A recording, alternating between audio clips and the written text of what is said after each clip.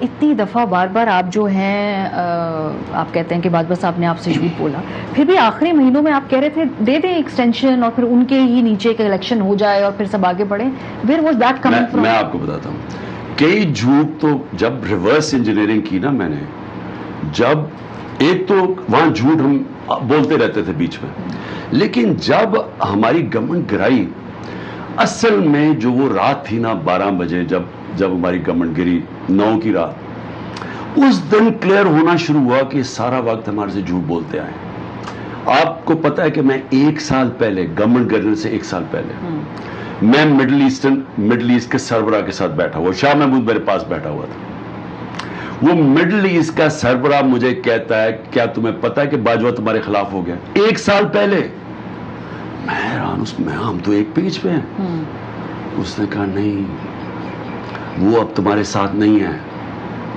میں شاہ محمود کی طرف دیکھا، وہ میری طرف دیکھ رہا ہے. ہم نے کہا ہمارا تو بڑا اچھا رہا. اس نے پھر کہا وہ تمہارے ساتھ نہیں ہے. اب جب ہم پیچھے دیکھتے ہیں تو یہ سال پہلے سے گیم شروع کی تھی. پھر وہ ان کے نیچے انتخابات کیسے قابل بھروسہ ہوتے ہیں؟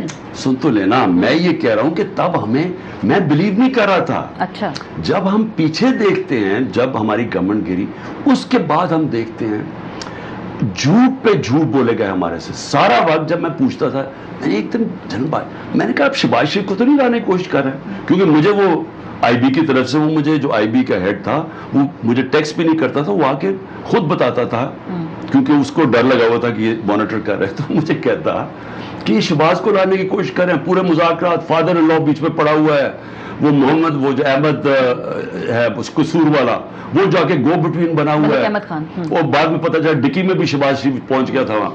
تو میں نے اس سے پوچھا، میں نے کہا اس کے اوپر 16 ارب روپے کے اوپن اینڈ شٹ کیس ہے ایف آئی اے کا، 8 ارب کا اس کا کیس، وہ پاپڑ والوں کا، وہ جو فیک اکاؤنٹس کا. میں نے کہا تم اس کو سوچ تو نہیں رہے وزیر اعظم؟ ہو سکتا ہے شریف میرے سب سے بڑے دشمن ہیں، وہ ایسے اتنے سیدھے منہ سے وہ جھوٹ بولتا تھا.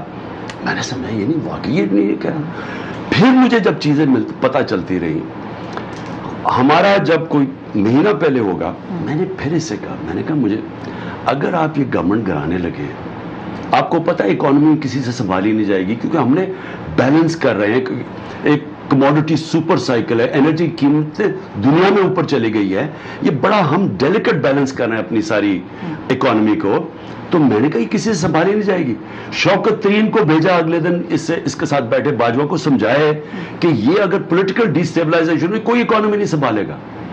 اور تب میں نے اسے کہا، میں نے کہا سنا آپ کو یہ ایکسٹینشن آفر کر رہے ہیں، ہم بھی آپ کو ایکسٹینشن آفر کر دیتے ہیں، لیکن گورنمنٹ نہ گرانا اس ٹائم پہ. یہ بھی کہا آپ نے، لیکن خان صاحب اس سے پہلے جب ان کا ٹینیور ختم ہو رہا تھا، اس سے 1 مہینے پہلے بھی آپ نے کہا کہ ایکسٹینشن دے کے الیکشنز انہی کے نیچے ہو جائیں اور پھر ہم آگے چلیں. یہ آخری وقت میں آپ کو دو دفعہ آفر کی. ایک دفعہ تب کی سیدھے منہ سے، اوہ میں نے تو پہلی ایکسٹینشن بڑی غلطی لینے کی، اتنا بڑا جھوٹ، پورا پریشر ڈال کے اس نے ایکسٹینشن دلوائی ہے نا.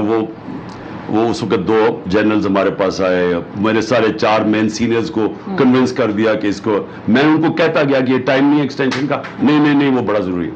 تو پہلے تو یہ کہنا جی میں تو چاہتا ہی نہیں تھا، پہلا جھوٹ. اس کے بعد جب ہماری گورنمنٹ گر گئی، میری جب عارف الوی کے ساتھ اس سے میٹنگ ہوئی، میں نے اس پھر کہا الیکشن ہم الیکشن چاہتے ہیں، صرف اسٹیل میٹ سے نکلنا ہے کہ ایک ہی طریقہ ہے.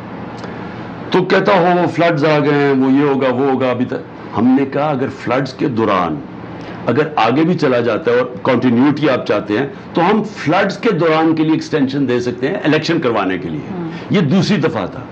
اس کے علاوہ میں نے اس کو ایکسٹینشن کی بات نہیں کی. پہلی دفعہ کیونکہ مجھے یہ پتا چلا کہ شہباز شریف نے اس کو ایکسٹینشن آفر کی ہوئی ہے، وہ بعد میں پتا چلا کہ نواز نے نہیں مانا. ایشو کیا تھا؟ ایشو بڑا سمپل ہے.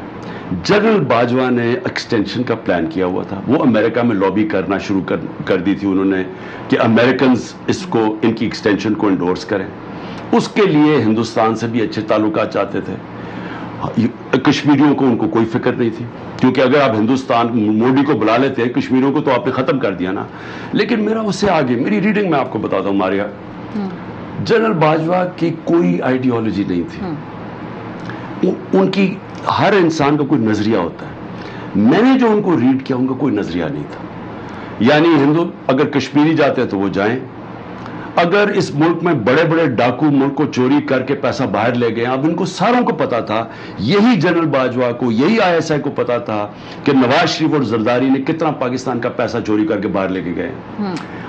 مجھے پریزنٹیشنز دی ہوئی ہیں پچھلی آئی ایس آئیز نے, ان کو ساری ڈیٹیلز تھیں کہ انہوں نے کتنا پیسہ چوری کیا, اور جو پبلک میں نہیں آتا, ان کے پاس اور ڈیٹیلز ہیں کہ انہوں نے کتنا پیسہ چوری کیا. اور ان لوگوں کو وہ این آر او دینے کے لیے تیار ہو گئے. بات صریحت یہ ہے کہ اگر آپ کا کوئی نظریہ, کوئی موریلٹی ہو, کوئی سینس ہو, تو آپ کیسے ان چوروں کو این آر او دے سکتے ہیں؟ شہباز شریف کو انہوں نے بچایا, شہباز شریف کو تو کنوکٹ ہونا تھا اس سے, انہوں نے پوری مدد کی کہ وہ کنوکٹ نہ ہو, وہ لمبی لمبی ڈیٹس دلوا دی اس کو, اینڈ میں اس کو اوپر بٹھا دیا. تو اگر آپ میں یہ سینس ہی نہیں ہے کہ ایک ملک کے اندر بڑے بڑے چوروں کو آپ این آر او بھی دے دیں گے, کشمیریوں کو بھی بیچ دیں گے, تو اس کا مطلب آپ کا نظریہ تو کوئی نہیں ہے.